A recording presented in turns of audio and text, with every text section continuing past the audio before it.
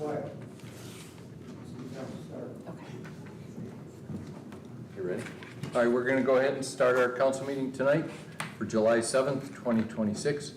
Will the clerk please call the roll? Spieth. Here. Wyatt. Here. Jacobsack. Here. Wilson. Here.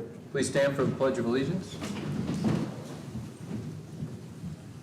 I pledge Allegiance to the flag of the United States of America and to the republic for which it stands, one nation, under God, indivisible, with liberty and justice for all.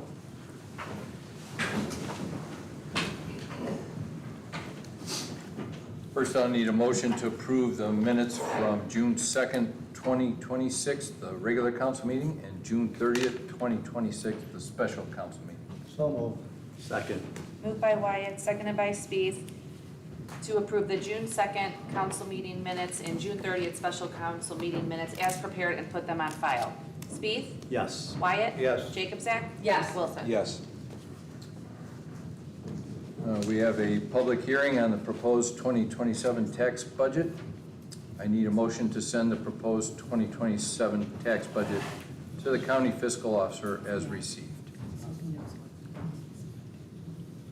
So moved. Second. Moved by Wilson, seconded by Jacobsack, to approve the motion to send the tax budget to the county fiscal officer as received. Wyatt. Yes. Jacobsack. Yes. Wilson. Yes. Spieth. Yes.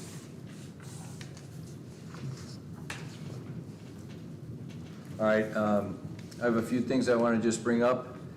As usual, I'd like to begin my comments this evening by recognizing those residents who have passed away recently. Dr. James Bain, age 83, passed away on June 25th. He is survived by his wife Pamela of 14 years. He was the proud father of 2, Shannon and Jamie, the adoring grandfather of 10. Dr. Bain was known for music, both educating and performing. I remember Dr. Bain as my high school band conductor at Cuyahoga Heights in the late 70s. He then moved on to a career as the director of instrumental music at Cleveland Heights High School, retiring in 2001. He then followed that by becoming a professor of music education at Hiram College and Baldwin Wallace University.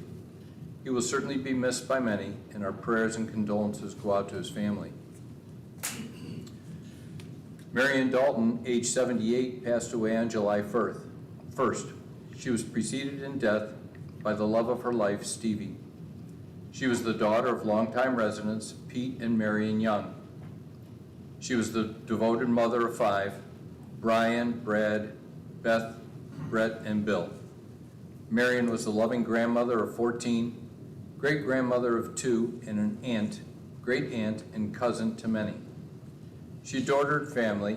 She liked diamond art shopping on Amazon and enjoyed any and all TV reality shows.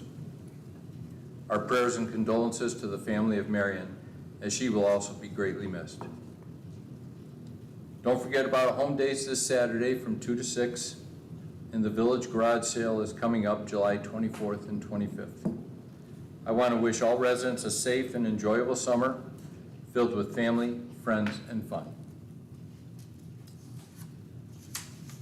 And now we will open it to the audience for questions and comments. We have on here Mr. Bronza.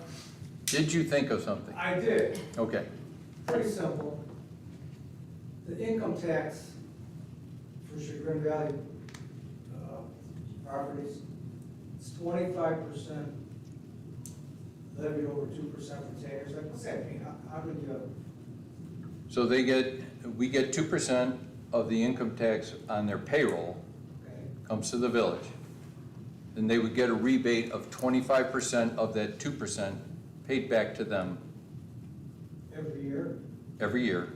So then For 10 years. 2% the first year, 2% the second year. It's 25% of 2%. So it's 1/4%. Okay? I explain it correctly? Yeah. Okay. Anything else? All right, we will go to the first ordinance. Ordinance 2026-6-9.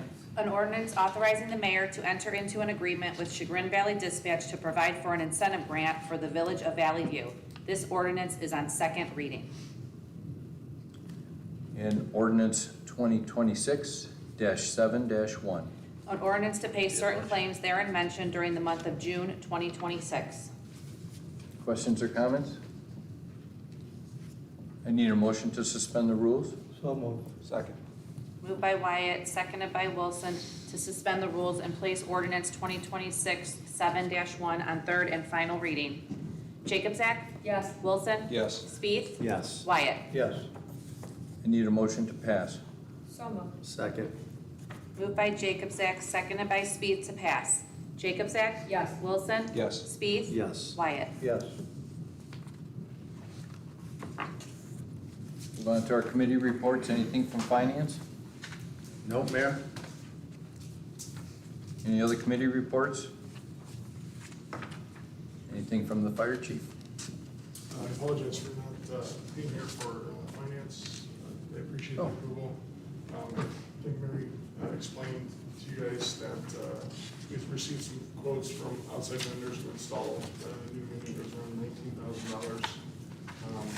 Mike DeCero and Nick Nunn are going to install our unit in-house.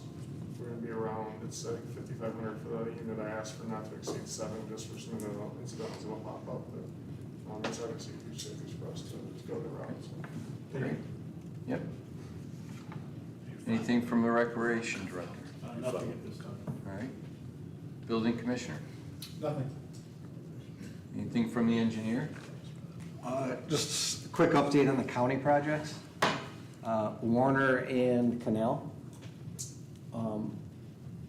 First Energy's almost done with their relocates, and they're looking to get back to working. I'd still think Thanksgiving's somewhat realistic, but that's kind of where that's tracking, months behind schedule.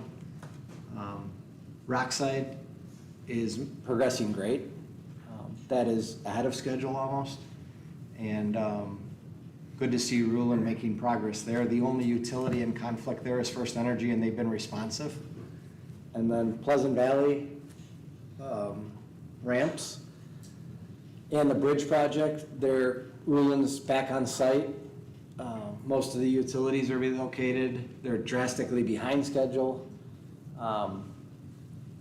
We're trying to get a good feel from the contractor on their schedule now that the utility companies are done. They're supposed to publish that in the next 10 days.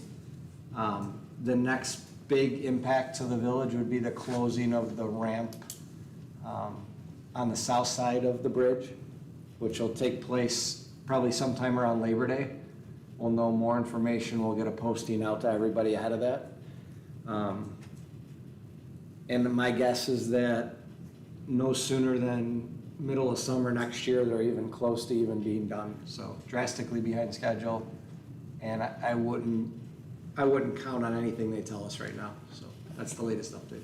How long would that ramp be closed?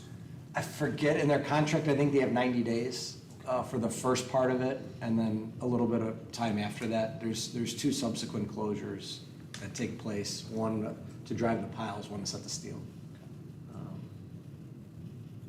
So that's the update there. At least it's two-way traffic. Which ramp is this that they're gonna close? They're gonna have to close the ramp going Canal to eastbound Now the Alexander. eastbound Alexander, okay, close that whole south side. Right. Okay, That'll probably be during the school, when school opens. of course, We'll have to figure bus Right. routes again. of course. Yeah. So Paul is looped in, and as we get better information, we'll keep her posted. All right, thank you. We have a Yeah. meeting Thursday.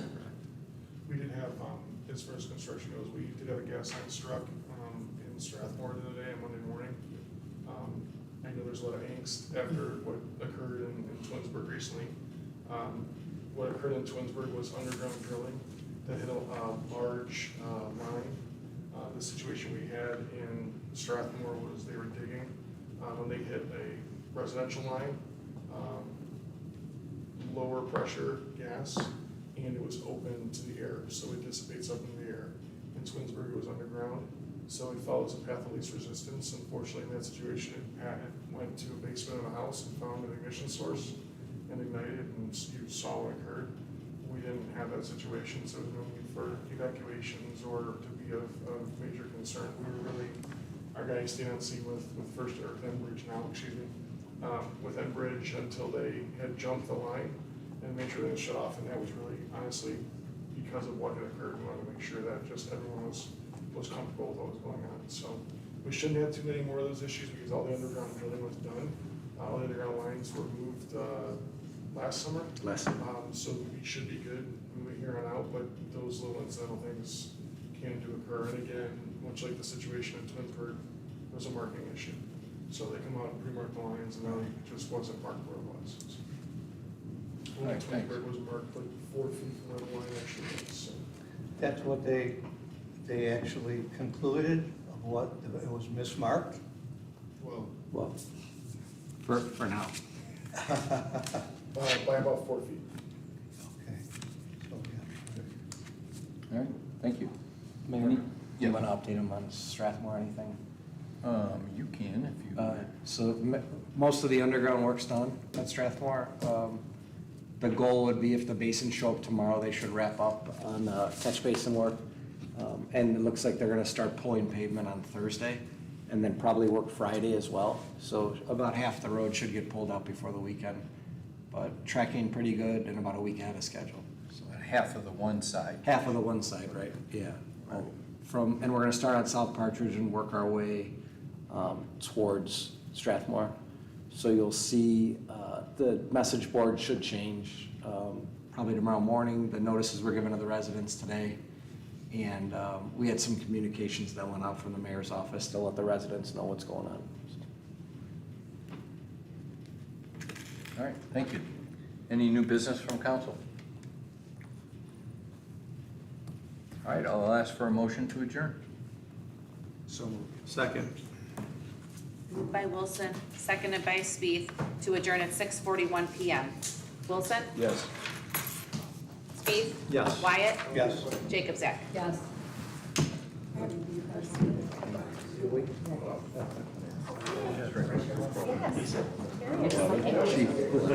When people get nervous about stuff like that, then just because it's just so fresh.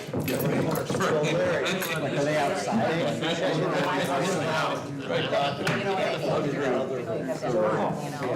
Yeah. I've been thinking.